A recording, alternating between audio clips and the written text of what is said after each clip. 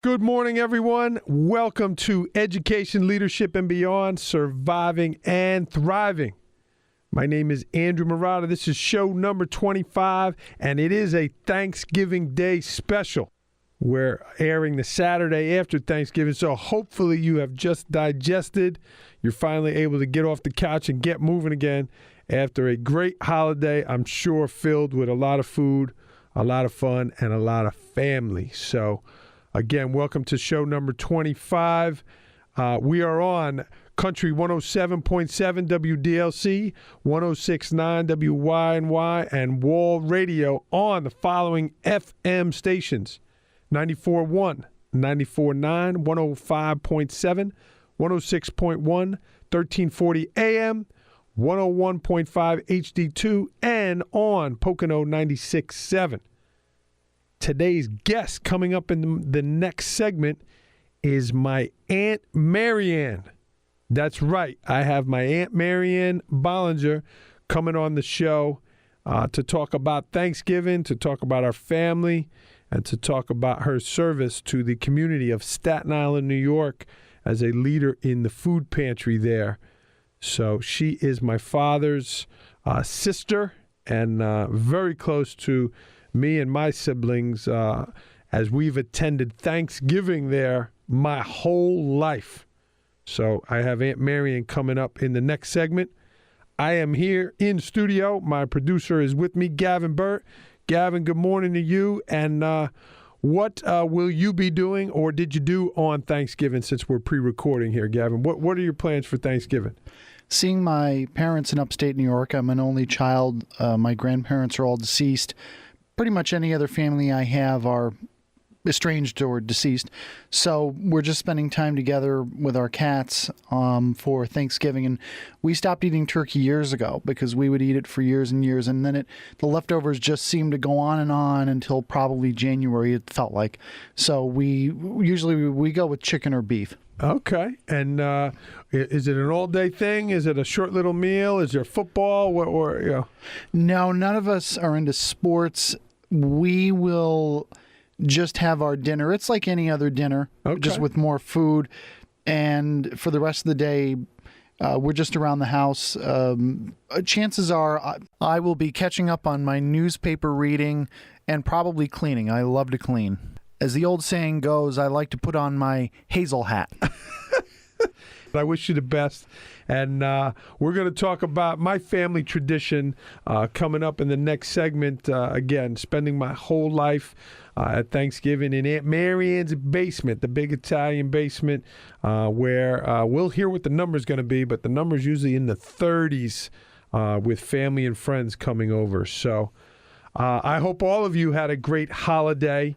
And it is the holiday season now, kicking off Thanksgiving to Christmas. And what a better idea today. Instead of talking about a concept, I wanted to talk about some stories. I wanted to share some stories about my family and some concepts and ideas related to family and friends. And those are protecting your family, helping your family, and loving your family. So 3 stories on those topics. And the first is about helping your family. And it's a story about Aunt Maryann. So my wife and I, we got married in the early 2000s. And we had a small apartment on Staten Island. And it was a nice arrangement through a family friend. And eventually that arrangement came to an end. And we were building our home up here in Milford, Pennsylvania. And we were about a year away from the home, so we kind of were in a jam. We had to leave the apartment we were in, and the home wasn't ready yet for about another year. So what were we to do? Cue in Aunt Maryann and Uncle Jeff, and they said, sure, Andrew, you could come live upstairs. My grandmother, Maryann Bollinger's mom, Josephine Murata, lived upstairs. She had passed away, and Aunt Maryann opened her home up to me, and Of course, it was described. It would, you'd have a separate thing. You'd be separate, Andrew. Don't worry about it. We'll leave you alone. Bada bing, bada boom.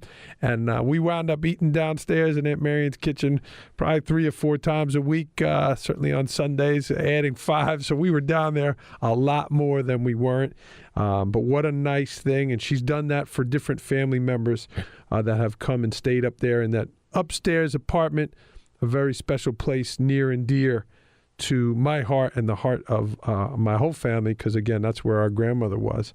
So that's one quick story about helping your family, one of many for Aunt Maryann. Number 2, protect your family. I've talked about my children on this show. I'm a father of 3, Claire Murata, Matthew Murata, and Tessa, the tornado Murata. I feel as a father figure always wanting to protect my children.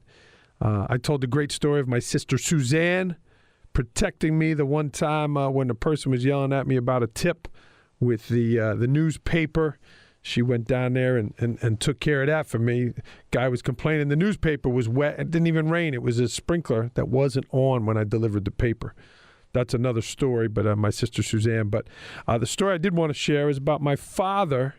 And when my sister was in college in Cortland, New York, she had a situation. This was in the 90s. My sister Maryann, she went to a dance up there at Cortland. And then the next morning, there was a rumor being spread by a young man saying that my sister and him had some activities in the evening that didn't actually occur. And I'm sure there's little kids listening today, so we won't go into what those activities were, but certainly not activities that a young lady in college would want to hear about herself. And my sister was quite upset. She shared that with my parents, and that was on a Sunday. And shortly then, the next morning, my sister hears a knock at the door early on Monday morning, and who was there? Mr. Joe, my father, showed up at my sister's dorm 3.5 hours away up in Cortland, New York. And my father said, Maryann, show me that boy. And my sister took my father to breakfast and pointed him out. And my father said, okay, Maryann, I'll take care of it, and went over, began a conversation with the young man, and actually took him out of the cafeteria where my sister never saw what happened. My dad then left. He didn't come back in the cafeteria. Shortly thereafter, that afternoon, that young man did come up and apologize to my sister and did make some public apologies, and never heard from that young man again, never heard another problem from that guy. So I would love to know what my dad had told that guy. That's something that we'll never find out. But I was always impressed by that. My dad woke up early on Monday morning, probably woke up 4 o'clock in the morning to drive up there and do that. So that left an impact on me about protecting your family. So helping your family, protecting your family. And the last thing, loving your family.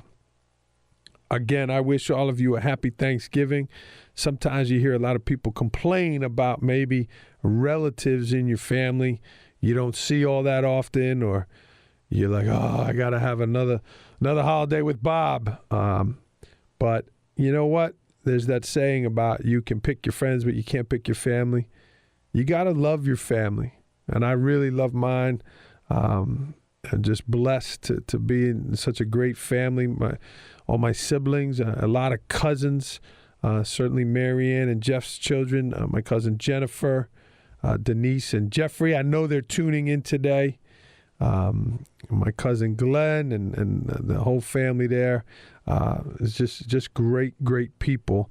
And we've all had incidents, over our time as kids and young adults where we've done things to hurt one another and bother one another. I certainly have made my share of mistakes.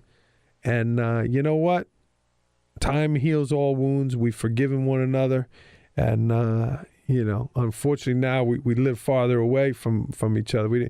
We grew up all within probably a half a mile from each other. And I saw my cousins each and every day, and man, we grew up so close.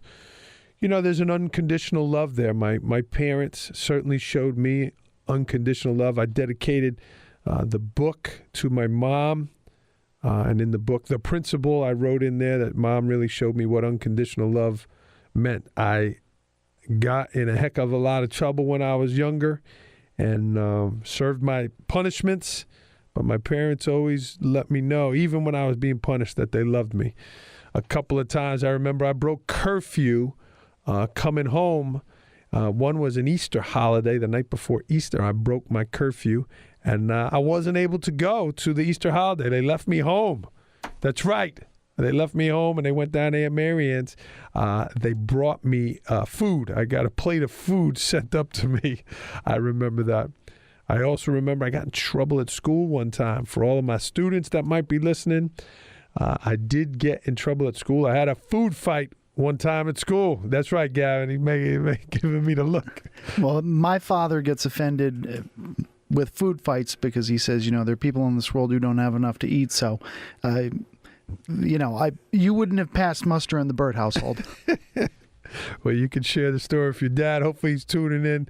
But I did get in a food fight at school, and I got a call. My dad got a call from the principal. He said that Andrew is suspended. And my father said to me on the phone, Andrew, you got yourself in trouble. You get out of it. And he hung up the phone on the principal. I said, Mrs. Principal, Sister Perpetua. My dad just hung up the phone, and she was like, what? Anyway, who came to get me? Both my sister Suzanne and my Aunt Maryann came to get me. Again, talking about helping your family. So those three themes, again, talking about family, helping, protecting, and loving your family. I hope you enjoyed your holiday. And again, if there is that family member that maybe you are in conflict with, maybe it's time to make up, because as my dad explained, life is short. You never know what tomorrow is going to bring. And, that family member, that they might not be there the next day, and you always hope that you're in good relations with your family. So whatever it is, you want to get past that and get through that. But that's all for the opening concept here. We're going to bring on Aunt Maryann Bollinger coming on next here on Education, Leadership, and Beyond, Surviving and Thriving. Welcome back, everyone, to Education, Leadership, and Beyond, Surviving and Thriving. This is Andrew Marotta, and it's show number 25, and I am super duper excited to welcome in Aunt Maryann, my father's sister. Welcome to the program, Aunt Maryann. Thank you for having me on your program, Andrew. And everyone, I hope you had a good Thanksgiving. Well, hopefully they can. Go ahead, you go. Okay, I'm sorry. Our Thanksgiving is always a terrific, terrific day. We have a lot of fun with family and friends. I have been doing it for 48 years, and we started very, very small, maybe 8 people, and now this year we're up to 37 people. 37 guests on the list this year? Yes, we welcome our new grandson, Max, and Missy's friend from college is coming. Her name is Allie. Oh, I didn't get that notification. Okay. Yes, we have a new one this year. We have 2 Allies at the table. I call it Thanksgiving this year. I call it Last Supper times 5 because I have 5 long tables all attached together. And everybody sits together. Everyone eats on china plates, linen tablecloth, and all. It's a lot of fun, a lot of work, but fun. Now let me ask you. Yeah, so we're pre-recording this, Maryann. It's the Monday before Thanksgiving. Where are you right now in the preparations? Like, are the tables set yet? Like, where are you in your preparation? The tables are set up. The tablecloths are on. All my food is bought. I made my last trip to the supermarket today.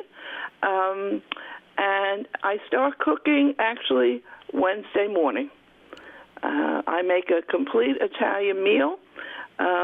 We go from soup to nuts. But along the way, I have a lot of help. The food is prepared by many people. Andrew and Jen, his wife, bring the butternut squash soup. And that's that we were able to get in the menu there. We've been going how many years now with the soup? 5 or 6 years, right? 5, 6 years. Yeah. One year you tried to pass off Italian wedding soup, and it didn't take off, did it? No. No, they wanted the butternut squash soup. We've made the menu. My son is making penny vodka. Jennifer, my daughter, is dressing the turkey as we speak. Let's see. Denise does the antipasto. She comes here early Thanksgiving morning, and she fixes all the cheeses and pickles and pepperonis and meats and whatever goes into it. Jeffrey comes that morning and makes garlic bread. Jeffrey's my son. He makes fresh garlic bread. I make regular tomato sauce, and we have meatballs, sausage, pork, braciole in the gravy. We have 6 courses. We start eating about 2:00 in the afternoon, and we eat until 7, 8 o'clock at night. Until the last person drops. Gavin wants to ask you a question there, Maryann. Go ahead, Gav. Actually, it's more of a comment. Andrew, even though I'm 37, now that I hear how your Thanksgiving is, I'm wondering if you will adopt me as your son so I can go to your Thanksgiving feast. Listen, my door's open to anyone. My mom used to say, if extra people come, put an extra potato in the pot. But we have not only a ham and a turkey. We start with a fruit cup. We have the soup, an antipasto, penny vodka, and then I think at that point the men go out and throw a football around, and a couple hours later we eat the turkey and the ham and any vegetable that you could think of. I also make, and Andrew can relate to this, zucchini fritters. Have a fritter. Have a fritter. When Andrew lived upstairs, I always made fritters, and when they had a stressful day, when they would come in, I would say, have a fritter, and it's like a comfort food. Last year I made 40 of them. This year I made 60. 40 wasn't enough last year, so now I made 60. So hopefully 60 is going to be enough. My biggest problem is I'm always afraid I don't have enough food, so I keep adding. And every year I add another vegetable at the end. And it's a wonderful day.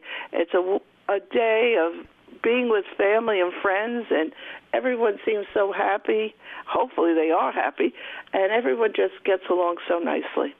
It is a fantastic thing, and planning for the show, Aunt, and looking at the schedule, I'm so glad you accepted the invitation to talk about it. And some people dread the work. You hear people, I got 10, 20, you're having 37 people. What is your favorite part about the day?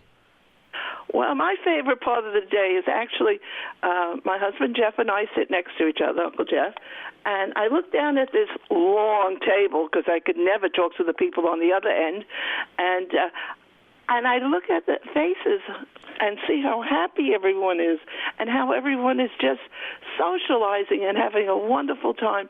And to me, that's what it's all about, being with family and friends and seeing the love that's there.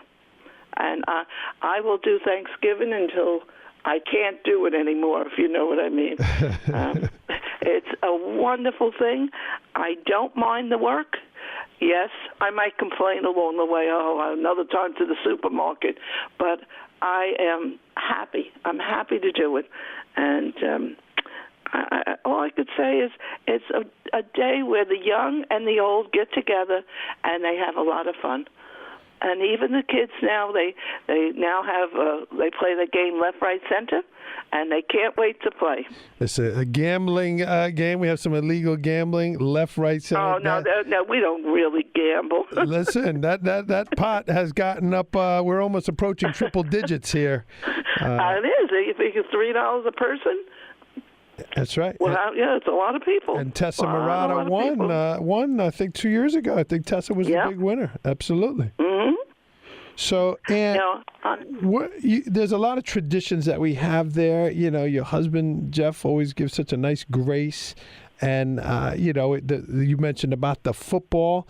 What is something like you kind of hope that happens during the day? What is something that you when different groups talk, what is something that you hope that happens during the day? That's a good one. Well, let me tell you, I can't answer that because everything that does happen is wonderful. Everyone just helps one another. Do you realize it's 37 plates, 37 utensils, 37. Everybody gets up and helps. I mean, it's a wonderful feeling. Nobody sits and says, I'm the guest. Everyone feels that they do their share. It's a wonderful day. And I can't tell you how nice it is. And even at the end of the day, last year, I think it was you, Andrew, you took a broom and swept the floor. There you go. But the place is cleaned, and everyone is just so happy. And it's not only the Murata family and the Bollingers. I have my in-laws that come also. So it's quite a lot of people. And there's the hold on, Aunt. What a better there's the grandfather clock ringing in the background. Yes, 4 o'clock. And Maryann's mother, my grandmother, the great story, she goes to the clock store with my mom, right, Aunt? My mom went with her? You want to hear that story? Go ahead. You could tell it. Go ahead. Well, I took my mother to Ethan Allen one day, and I was buying a book unit. And we passed these grandfather clocks, and I said, oh, isn't that beautiful? That's all I had to say. The next day, she calls Andrew's mom, Dorothy, and says, Dora, you have to take me somewhere.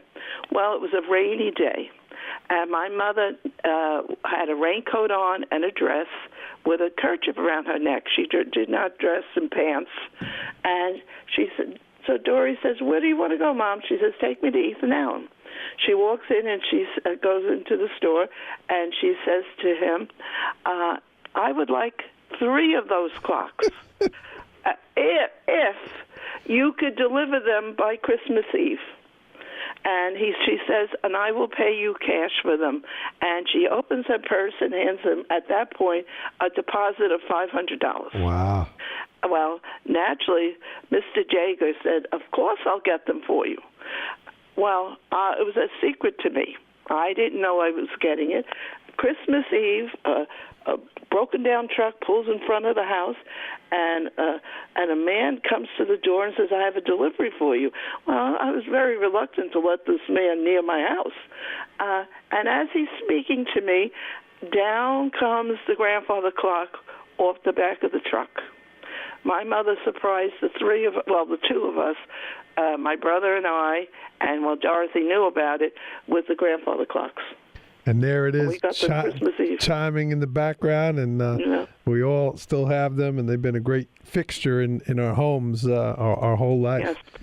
And again, we mentioned your children, and Thanksgiving is at your home, 48 years, and Jennifer, Denise, and Jeffrey. What are some other traditions that your family has, maybe not necessarily my family, but your family has, that you hope that your children will continue on?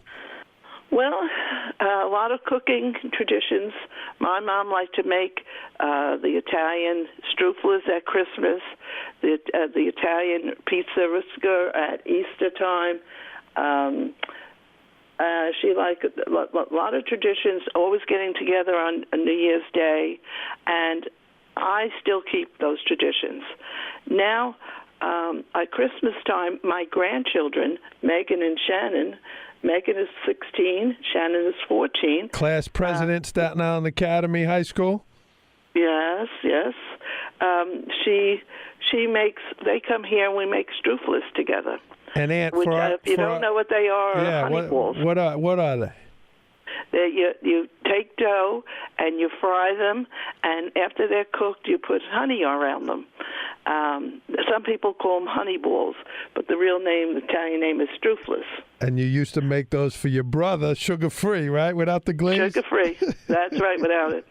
And I have to tell you, Shannon, the 12-year-old, loves to cook. And every so often I give her a cooking lesson. She knows how to make homemade manigots. She knows how to make chicken parm. She was here the other day and made pumpkin bread. She loves to cook, the 12-year-old. Megan, not as much, but she will help make the Easter pies, the pizza risca.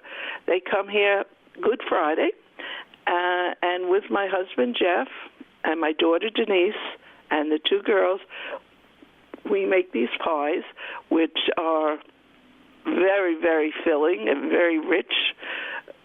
It's with ricotta and rice and ham and pepperoni and salami and mozzarella, cheese. A lot of things go into it, and everybody has a job. I know that when I'm too old to do this, Shannon and Megan will continue that tradition. My grandchildren. Well, Gavin Burt has asked to attend Thanksgiving. You might have people lining up at your door. We better not announce your address here on the program. The only thing I tell you, if you come, bring a chair. You have to hear one time. I set the table with the plates, and we borrow chairs, naturally. When Uncle Jeff came in with the chairs and put them around the table, you couldn't fit the chairs with the plates. I had too many plates for the table, so I had to move the children to another table. But this year we made the table, instead of it being straight down, we made a T. Uh-huh. We have extra people on the T. Looking forward to the design. And we do have to take a break. It's kind of like a little break like we do in between pasta and the turkey here. So we're going to take a little break. When we come back, I do want to ask you about the food pantry and your work there. So we'll be back, everyone, with Aunt Maryann here on Education, Leadership, and Beyond, Surviving and Thriving on WDLC, WYNY, Wall Radio, and Pocono 96.7. Welcome back, everyone, to Education, Leadership, and Beyond, Surviving and Thriving. This is show number 25, and I'm sure you're getting hungry listening to the show as we are talking to Aunt Maryann Bollinger. She is my aunt and my father's sister, and certainly one of the closest people to me in my life, my cousins there. So, Aunt, I really appreciate you being on, and I'm sure you're tired here getting ready for Thanksgiving. But let's shift gears a little bit. You're a retired teacher, Aunt Maryann. You taught elementary school many years, but you got heavily involved in our church, Our Lady of Good Counsel, and got involved in the running of the food pantry. Why don't you tell us a little bit about what you're doing there with our food pantry? Okay. The food pantry has been at our church for about 25 years. We started in a little room in the rectory, and now we have half the basement of the school. The numbers are big. A lot of people need help, and we try to accommodate anybody that comes to the door.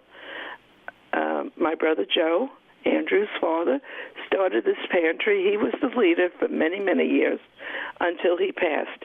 And he says to me, "You could do it. You could be the leader," he said. I said, "Oh, no, I'm a follower." And, well, after he passed, there was no choice. I became the leader. And the pantry is open every Saturday to give out bags of food. This week they got Thanksgiving. They not only got a turkey and all the trimmings, they got apples and oranges, pears, potatoes and carrots. They got cake and bread. They left with 3 full bags of groceries, more than enough food for Thanksgiving and to last for at least the week. The numbers have gotten very big. We used to have just maybe 6 or 8 a month. Now we serve approximately 250 families a month. Wow. And they rotate once a month, Aunt? The families rotate once a month? They can come once a month. We're a supplementary pantry only, but if they are in need, they can come a second time. We don't turn anybody away. At Thanksgiving, naturally, they get the turkey. Christmas, we also, I don't want to jump, but Christmas we also do, and we give them a Christmas gift. But Thanksgiving, This past Saturday alone, we gave out 101 dinners, and we did it for 3 weeks in a row. So we gave probably over 250 dinners this month. For Thanksgiving. We're in Thanksgiving. We're in the season of the holiday, where that pantry is so important to so many families. How do you get the food, and where does that come from, and how do you get the help?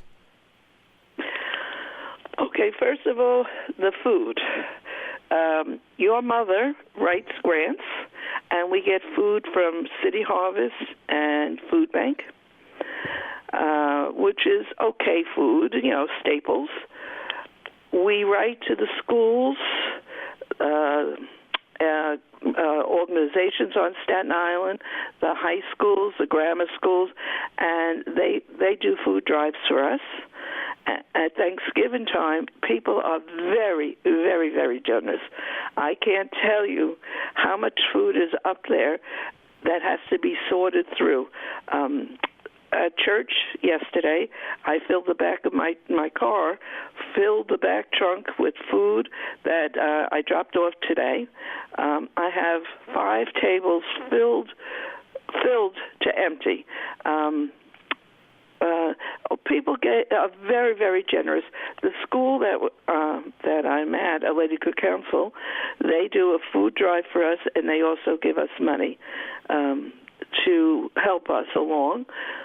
And the high schools, churches, other churches help us that don't have food pantries. And it really works. This week, I felt like I should bring my pillow and stay at the pantry. I was back and forth all day long. Thank goodness I live close. Yeah, and this is in the North Shore of Staten Island, Our Lady of Good Counsel Parish. And this program is heard from the Pocono area to Orange County, New York, even though it's not in their backyard. If someone did want to make a donation, how could they get that to you? Well, they could send it to the food pantry of A Lady Good Counsel.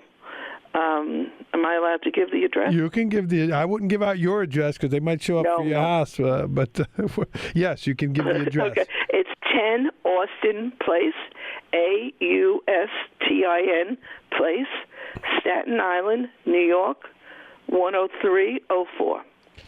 And direct it to the food pantry, and I will get it.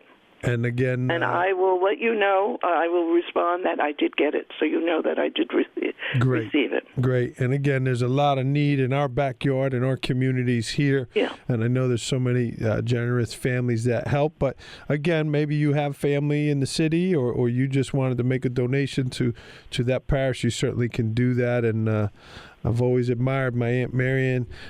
In preparing for the show, Aunt Maryann, I look back and in 2010, you were recognized as the Staten Island Advance Woman of the Year, one of the women that they recognize for doing the good work in the community. And I read that story that you talked about the Monday after my dad had passed away. My dad passed away on the Sunday, and there you were on Monday. Instead of grieving the loss of your brother, you were there working at the food pantry to receive the food. Well, I knew I needed to do it. And I get a lot of comfort in going into that pantry. And your father's picture is up on the wall. And lots of days I say, "Oh, Joe, what did you get me into?" But it's very rewarding. It really is. I have a lot of volunteers. I also have teenagers that do community service. They have to do so many hours through the school, and they come.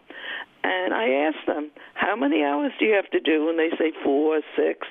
And I said, I don't know if you're a good worker or not, but after your 4 or 6 hours are over, I have to say goodbye to you because right behind you there's someone wanting the job. Wow. That's great. I am never for a loss of workers.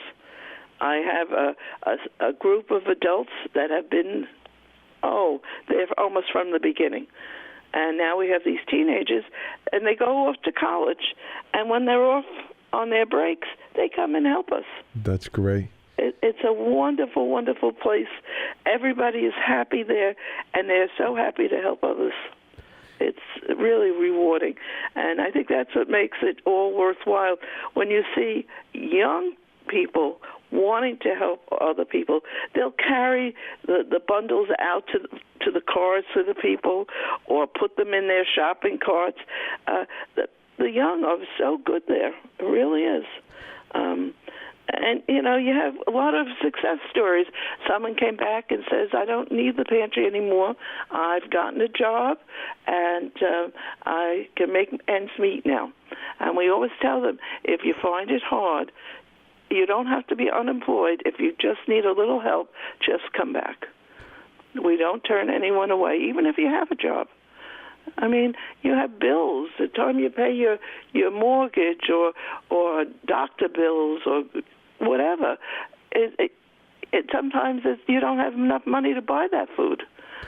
And a couple months ago, a little boy came, and we were giving out Parmalat milk. And the boy goes, leche, leche, leche. He was so happy to get the milk. Yeah. I mean, we don't realize, we think everyone has a full refrigerator, but they don't. They don't. And Aunt, that leads me to my next question. You've been doing this a long time.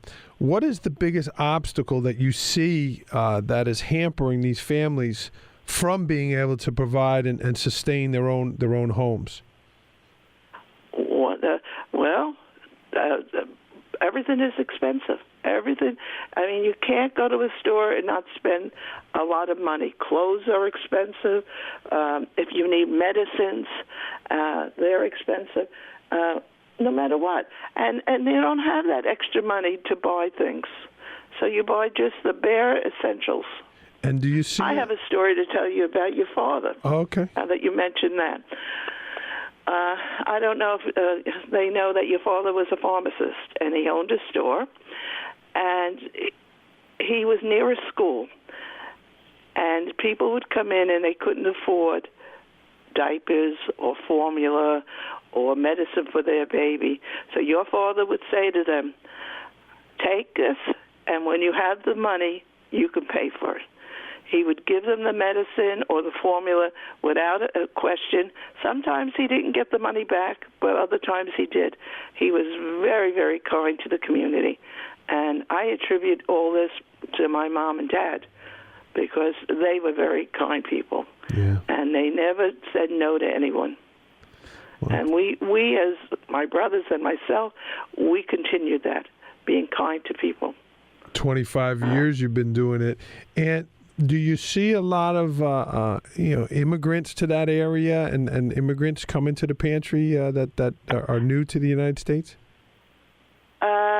Yes. We seem to have an influx of ethnic groups and nationalities now that we never had before, and. There's some foods that they cannot eat, and they won't take it. They'll go through the bag, and they'll pass that food to someone else that could use it. Wow. Wow. I have to say, the pantry is a very, very rewarding place when you see people in need helping other people in need. It's unbelievable how kind they are to each other on the line. If someone is walking, they'll offer them a ride home. Wow. They're unbelievable. They're really. I mean, there are stories where there are people that are ready to argue, but I see more people being kind to one another. And one of the things we have instilled, we give them appointment cards, and you're supposed to come on your appointment day. If you don't, you can come the first Saturday of the month. The people like it, because we're giving them some structure in their life. And the line isn't as long as it could be. Yeah. I remember my dad scolding the people if they missed their appointment. Well, we now give them cards. Yeah. And we give them they have twice, they have the appointment and the first Saturday of the month. So 2 out of 4 weeks that they can come. Yeah. And if they can't make those, we do give them the food on the other days, but they don't realize that. Sure. We try to, because if it's cold and windy, they don't come. And then the next week we'll have over 100 people. Yikes. And we can't handle it like that. And we're up against a commercial break. We got to take a break. We'll be right back, everyone, with Aunt Maryann Bollinger from Staten Island, New York, here on Education, Leadership, and Beyond, Surviving and Thriving. Welcome back, everyone, to Education, Leadership, and Beyond, Surviving and Thriving. This is Andrew Marotta, host of the show, and this is show number 25 with my Aunt Maryann, who I've spent my whole life with celebrating Thanksgiving, and she has just been so kind to me, treated me like one of her own children. So this has been great to have her on the program. Before we get back to Aunt Maryann, a quick recap of the opening segment. I told some stories about family and three components of that: helping your family, protecting your family, and loving your family. We are at the holiday season now with Thanksgiving behind us and Christmas approaching, and it's all about helping others. It's all about giving and not receiving. So hopefully you could tune in. And if you missed the opening segment, the shows are on demand. You can click on any of the apps and you'll find the shows there. They're also on my website, AndrewMarotta.com, and they're also on Twitter. I put them out weekly on Twitter. You can follow me on Twitter at AndrewMarotta21. I also put them on Facebook and LinkedIn, so you can certainly check out show number 25 with Aunt Maryann. I'd like to bring her back in, and Aunt Maryann, we talked a lot about your role at the food pantry, and you talked about that, you had taken over after my father, and you certainly are different than my father in a lot of ways. And you heard the name of the program, Aunt Maryann. It's called Education, Leadership, and Beyond. Mm-hmm. In your opinion, yes, what is the most important aspect of leadership and some of your leadership strengths? I believe to be a leader, you have to have a lot of structure, but you have to be flexible at the same time. You also have to be very patient and understanding. Over the years, I have been, let's say, people tell me a story and I believe them, and then I find out it's not true. But I've come to realize that people need structure in their life. As I said with the food pantry, we give them an appointment card when they come. They have a set date to come, and the time is on there, and they know that's the day they're supposed to come. They can't come whenever they want. It's structure, and I feel structure is very, very important in life. And you also have to be very patient and kind and giving at the same time. And I can't tell you that you really, really have to know the facts and stay to them. You have to stick to them. Yes is yes, no is no, and there's no maybe. You have to be strong. Well, and you talked about your role leading in the pantry. You were a leader in the classroom for 28 years, teaching different levels of elementary, spending your last 14 at Trinity Lutheran there on St. Paul's Avenue in Staten Island. And there's a lot of educators that listen to the program. They know I'm a principal during the day. And tell me about your teaching career, Aunt. You taught all those years later. Did you enjoy your time in the classroom? I would still be teaching if I could. It just became too hard for me. Teaching is something I always love. I love children. I love helping people. I like to see when they're learning something, their eyes brighten up and say, oh, I got that concept. Education is so, so important. My mom and dad made sure my brothers and I had wonderful educations. My brother Joe, Andrew's father, and myself both went to St. John's University. And my other brother, Peter, went to a city college. He was an architect. Joe was a pharmacist, and I became a teacher. Education was very important to my parents, and they made sure that we had something better than they did. And I feel that you have to be very understanding of people. You have to be very patient, and listen to people. Listen to what people have to say. Everybody's different, and you should accept people for what they are. And in your teaching there, we grew up, it was in a great area, but as my dad used to say, we were only a stone's throw away from some of the rougher parts of the neighborhood. You taught in a mixed area there.